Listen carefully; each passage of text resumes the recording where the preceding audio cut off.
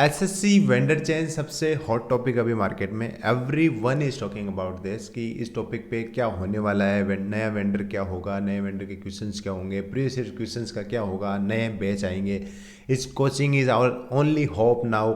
ऐसे वाली बहुत सारी चीज़ें हैं जो मार्केट में चल रही है। इसमें मैं सटीक राय इसलिए दे सकता हूँ कि 2018 का जब मैंने सीजीएल दिया था, सीपीओ दिया था, उस टाइम वेंडर चेंज हुआ था। 2017 तक सीपी नाम का एक वेंडर हुआ करता था। 2018 से टीसीएस आया और तब से हम जितने क्वेश्चंस होते हैं उनको टीसीएस पैटर्न के क्वेश्चंस कहा जाते हैं। इसमें थोड़ा सा बेसिक डिफरेंस है। मैं आपको अगर बैकग्राउंड दूं इसका तो क्या हुआ, जब 2017 तक सीपी था तब उसके बाद जब वेंडर चेंज हुआ तो बहुत ज़्यादा सेम हाइप क्रिएट हुई थी कि बहुत सारी चीज़ें हुई थी मार्केट में, और एक एस्पिरेंट्स के दिमाग में इतना प्रेशर बन जाता है कि उसको समझ नहीं आता कि एक्चुअल में who is right who is wrong. और ये डेफिनेटली सबके साथ होने वाला है। अभी भी करंट सिचुएशन यही है। If you search for SSC vendor change you will see hundreds of videos on YouTube talking about different things. ये होगा, वो होगा, ये होगा, ये नहीं होगा, है ना। तो उस टाइम क्या होता था कि 2017 में इतना खतरनाक पेपर दिया था सीपी ने। मतलब if you look back and see 2017 का पेपर, तो I think that was the hardest paper SSC has ever given in SSC CGL mains.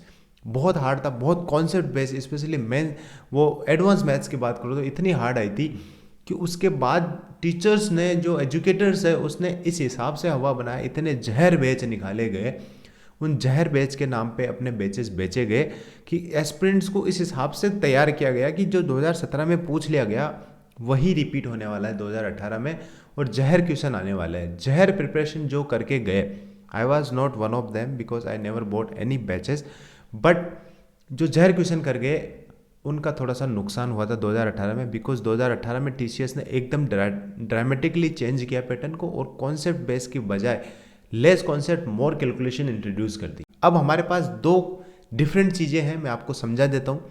कई बच्चों को इस चीज़ का आइडिया नहीं होता है और वो मिसगाइड हो जाते हैं। 2017 तक दूसरा वेंडर था, सीपी वेंडर था एक, उसका जो कॉन्सेप्ट था वो मैक्सिमम कॉन्सेप्ट बेस पे क्वेश्चंस पूछा जाता था। उनकी जो गाइडलाइन थी, जो फॉलो करते थे और जो अपना पैटर्न करते थे, वो कॉन्सेप्ट्स के आधार पे इजी क्वेश्चंस पूछते थे। If you look at the 16, 15, 14, 2014 तक के questions, if you look at them, उससे पहले तो और भी इजी थे, वो भी थोड़े से ईजी है बट कॉन्सेप्चुअल क्वेश्चंस है। जब टीसीएस आया, कॉन्सेप्ट्स कम कर दिए, मोर कैलकुलेशंस, और धीरे धीरे कैलकुलेशंस को बढ़ाते गए। 18 में, फिर 19 में, 20 में, 21 में, 22 में, 23 में और कैलकुलेशंस को बढ़ाते गए। यार जो आपका अभी करंट मूल्यांकन चल रहा है, लेस कॉन्सेप्ट मोर कैलकुलेशंस पे चल रहा है, तो कैलकुलेशन बेस्ड पेपर आ गया। अब हमारे पास दो वेंडर हो गए पास कैटेगरी के और दोनों में कॉन्सेप्ट और कैलकुलेशन आ गई। अब मैथ्स में होता क्या है इन दोनों के अलावा? कुछ भी नहीं होता है। तो रही बात जो इंपॉर्टेंट क्वेश्चंस आ जाता है कि प्रीवियस ईयर क्वेश्चंस का क्या होगा एक्चुअल में। सबसे इंपॉर्टेंट कि प्रीवियस ईयर क्वेश्चंस की मैंने बुक खरीद ली, इसकी खरीद ली, उसकी खरीद ली, किरण की खरीद ली, या किसी और आपने पब्लिकेशन की बुक खरीद रखी है, तो उनका क्या होगा? देखो, हमारे पास दो वेंडर, दोनों का डिफरेंट कॉन्सेप्ट मतलब दोनों की डिफरेंट पैटर्न, जो क्वेश्चंस देने का तरीका डिफरेंट है। तो पहला था कॉन्सेप्ट बेस पे करता था सीपी, जो 2017 तक के कॉन्सेप्ट बेस के क्वेश्चन पूछाते हैं। 2018 से कैलकुलेशन बेस के क्वेश्चन है। तो हमारे पास दोनों चीज़ें अब तक आ चुकी है। तो प्रीवियस ईयर क्वेश्चंस को एज इट इज़ लेके चलना है, मेरी राय ये है, और ये डेफिनेटली होने वाला है। क्योंकि क्या होता है, मैथ्स में दो ही चीज़ें होती है, कुछ डिफरेंट नहीं होने वाला है। एक तो कॉन्सेप्ट होता है, आपका कॉन्सेप्ट अगर क्लियर है तो मैक्सिमम सवाल को आप कर लोगे। कैलकुलेशन अच्छी है तो मैक्सिमम सवाल को सटीक विथ स्पीड कर लोगे। तो कॉन्सेप्ट और calculation are two important factors in maths, और वो दोनों वेंडर ने अपने अपने रंग दिखा दिए। अब तीसरा वेंडर आएगा तो मैक्सिमम चांसेस आर देयर कि दोनों को क्लब करके लेके चलेगा। तो आप जैसे किरण की बुक उठा, तो ये वाली आप बुक उठा रहे हो, तो अब बच्चे पूछेंगे कैसे करना है इन दोनों बुक्स, क्या करना है। जैसे 14,000 क्वेश्चन मैथ्स के, किरण की पब्लिकेशन की मैथ की बुक की बात करें, जो लेटेस्ट पैटर्न वाली बुक है, तो उसके 4 क्वेश्चन में एक क्वेश्चन, 3 क्वेश्चन छोड़ के एक लगाना है, 3 छोड़ के एक लगाना है, और सारे क्वेश्चंस लगाने फ्रॉम बिगनिंग, जहाँ तक भी देर के होंगे, उसने 2012 या 13 से स्टार्ट करे होंगे। तो उसमें आपके दोनों कवर हो जाएंगे, कॉन्सेप्ट्स भी और आपके कैलकुलेशन भी। तो 3 क्वेश्चन छोड़ दिए, एक लगा लिया, 3 छोड़ दिए, एक लगा लिया। हर चैप्टर के साथ ये करना है। तो लगभग 14,000 क्वेश्चन में आप डिवाइड भी करोगे तो 3700-3800 क्वेश्चन यहाँ पे हो जाएंगे आपके, और that is more than enough. You will be like having a strong base of the concepts and calculation both. और आने वाला वेंडर क्या करेगा, या तो कैलकुलेटर रखेगा पेपर को, या कॉन्सेप्ट बेस रखेगा, या मिक्स ऑफ बोथ रखेगा। तो हम दोनों चीज़ों के लिए रेडी होकर चलेंगे। दूसरा इंपॉर्टेंट पॉइंट जो यहाँ पे लोग अभी बोलेंगे कि coaching is the only hope, हम नए नए बैच लाने वाले हैं, हम नए नए बैच क्रिएट करेंगे as per the new vendor latest pattern, because सब किसी को नहीं पता है क्या होने वाला है लेटेस्ट पैटर्न, बट फिर भी बैचेस को सेल आउट करने के लिए you will be like told कि ये जो क्वेश्चंस हम करा रहे हैं that is as per the latest pattern. But मैं ये एक चीज़ बता देता हूँ, फैक्ट बता देता हूँ आपको, नोबडी नोज अनटिल अनलेस जो नया वेंडर आने वाला है वो एक पेपर करा दे, किसी को आइडिया नहीं होगा, किसी को पता नहीं होगा कि किस टाइप के क्वेश्चंस आने वाले। That will be more calculative और मोर कॉन्सेप्ट्स बेस्ड और मिक्स ऑफ बोथ। तो आपको मिक्स ऑफ बोथ लेके चलना है। आप जो भी एग्जिस्टिंग बैच यूज़ कर रहे हो या कहीं से पढ़ रहे हो, किसी कोचिंग से पढ़ रहे हो या आपने नोट्स बना रखे हैं किसी के, या ओल्ड बैच खरीद रखा है, पेन ड्राइव कोर्स खरीद रखा है, वट एवर, आप उसे कंटिन्यू रखें। सबसे इंपॉर्टेंट चीज़ जो मैं कहना चाहता हूँ, आप अपने कॉन्सेप्ट्स को अच्छा करके चलें।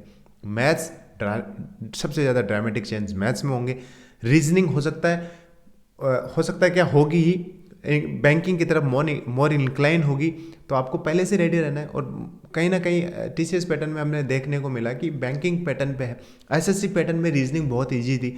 अगर बैंकिंग पैटर्न की आप तैयारी अभी कर ले तो एसएससी पैटर्न में पूछने लगे वापस, तो आपकी तो वैसे भी अच्छी तैयारी होनी है, तो बेसिक सवाल करने में तो आपको कोई दिक्कत नहीं होगी।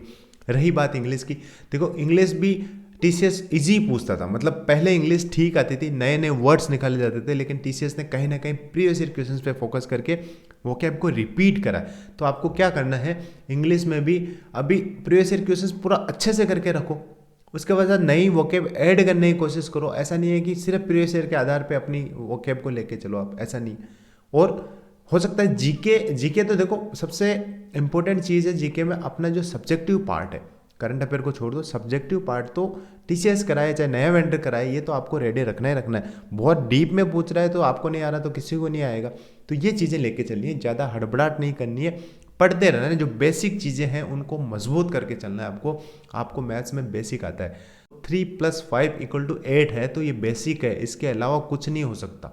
इसके अलावा कोचिंग नया वेंडर आया चाहे कुछ आया, आपको 3+5 9 नहीं कर सकते वो लोग। तो बेसिक्स को मजबूत रखना है, मैथ्स का, रीजनिंग का जहाँ तक मेरा सवाल है, इंग्लिश का भी, जहाँ तक ग्रामर के रूल्स है, बेसिक्स वॉन्ट चेंज एवर। तो आपको अगर बेसिक्स आते हैं तो you will excel in any type of exam that will like, हो सकता है वो कॉन्सेप्ट बेस हो, चाहे हो सकता है वो कैलकुलेशन बेस हो, चाहे घुमा फिरा के क्वेश्चन पूछे, अगर आपके बेसिक स्ट्रॉन्ग है तो विल डू गुड।